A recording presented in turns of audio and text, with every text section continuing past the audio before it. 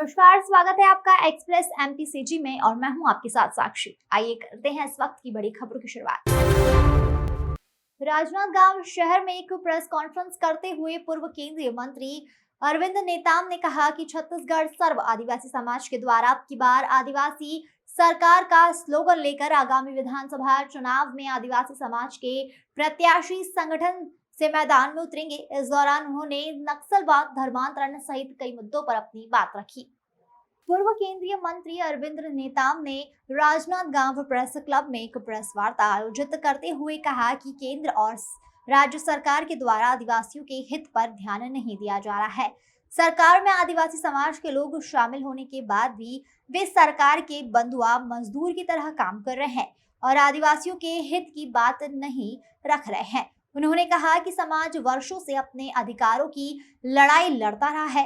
इसी वजह से इस बार के विधानसभा चुनाव में 29 आरक्षित सीटों के अलावा हम अन्य ऐसे सीटों पर समाज के प्रत्याशी उतारेंगे जहां आदिवासी समाज की बहुलता हो। वहीं उन्होंने कहा कि आरक्षित सीटों के अलावा अगर अन्य सीटों पर कोई सामान्य वर्ग से भी हो तो उसे भी अपना प्रत्याशी बनाकर विधानसभा चुनाव में उतारा जाएगा।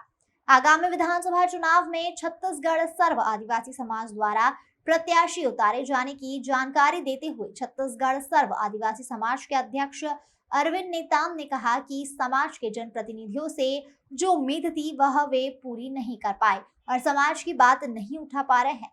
प्रेस कॉन्फ्रेंस के दौरान आदिवासी समाज द्वारा कहा गया कि वर्ष 2001 में 32% आरक्षण मिलना था जो नहीं मिल पाया। परिसीमन में आदिवासियों का 5 आरक्षित सीट को हटा दिया गया और पैसा कानून का नियम बहुत लंबी प्रतीक्षा के बाद बना, लेकिन उस समय नियम में ग्राम सभा का अधिकतर खत्म कर दिया गया है। उद्देश्य क्या है? आज के प्रेस कॉन्फ्रेंस का उद्देश्य ये है कि हम सर्व आदिवासी समाज जो यहाँ आए बैनर पे और पिछले कुछ महीनों से इस बात की प्रयास कर रही है कि समाज इस बार विधानसभा चुनाव में समाज को कैंडिडेट उतारेगा। उसके पीछे ये है कि ये समाज पिछले 15-20 साल से काम कर रही है अपनी संबंधित अधिकार की लड़ाई लड़ने के लिए, कानूनी अधिकार की लड़ाई लड़ने के लिए, और सरकारें इन बातों पर गंभीर नहीं है और हमारी जो लड़ाई है उसको ध्यान नहीं दे रही है।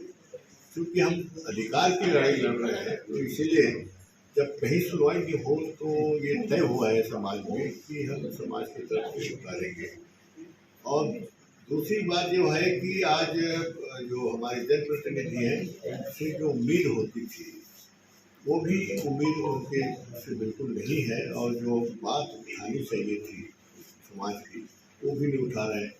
तो हम चाहते हैं कि जब सरकार में कानून का पालन नहीं कर रहे हैं, अपनी समस्या का समाधान नहीं कर रहे हैं, हम आंदोलन किए, धरना प्रदर्शन किए, जेल गए, उसके बाद भी कोई उसका निराकरण नहीं हो रहा है।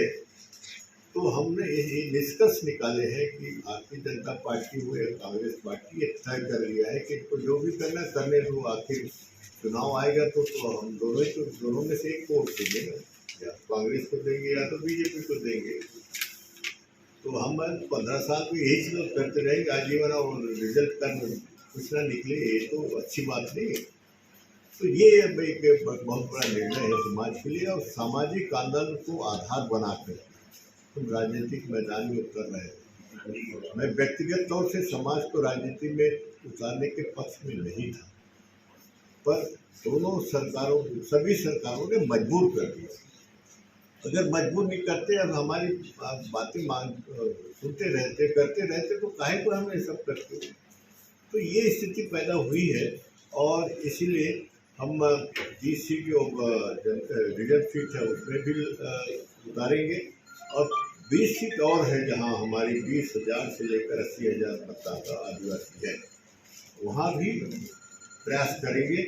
और दूसरे समाज को भी हम अगर कोई इंटरेस्टेड है तो इच्छुक है लड़ने का विधानसभा में हमारी बैनर पे, तो दूसरे समाज के आंदोलन से जो जाएगा उसकी लक्षण सरल होगा।